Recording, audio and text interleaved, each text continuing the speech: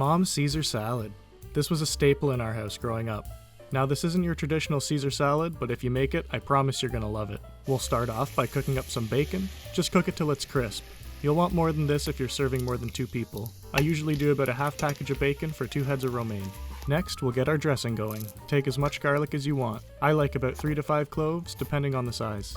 If you have trouble peeling garlic, just crush the cloves with the side of your knife and the skin will come right off. Then, mince or crush your garlic, whatever's easier for you. Grab something to make your dressing in and pour in a half cup of sunflower oil. Add in your crushed garlic and a half teaspoon of salt. Let that sit for half an hour if time allows. Next, add 2.5 tablespoons lemon juice, a teaspoon of Dijon mustard, then 2 teaspoons of Worcestershire sauce, plus a little extra sprinkle for good luck. Then crack a bunch of black pepper in. I usually do 15 to 20 cranks here. Then get in there with an immersion blender and mix it up. You can use a regular blender here, but the immersion blender does a much better job emulsifying the dressing, giving it a superior texture. Look at how nice and thick that is.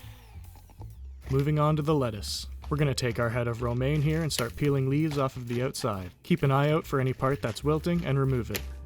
Now chop the lettuce up into about 1.5 to 2 inch pieces, or cut them as big as you want. Use your judgment. I'm not the boss of you. For the large leaves, you can cut the lettuce lengthwise before chopping. Now, you're going to give the lettuce a good wash. Make sure you drain the water a couple times to get excess dirt, then let it sit in cold water to crisp up. Once that's done, get your lettuce into a salad spinner and spin the hell out of it. You want your lettuce as dry as possible, as it will hold on to your dressing better. Just like this. Get that into a salad bowl.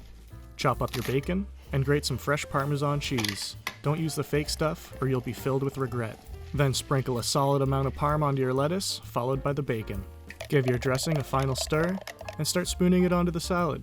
Remember, you can always add more, but you can't take it away. After a good tossing, this is done. I know this is a slightly modified version of a true Caesar salad, but I struggle to find one that tastes better.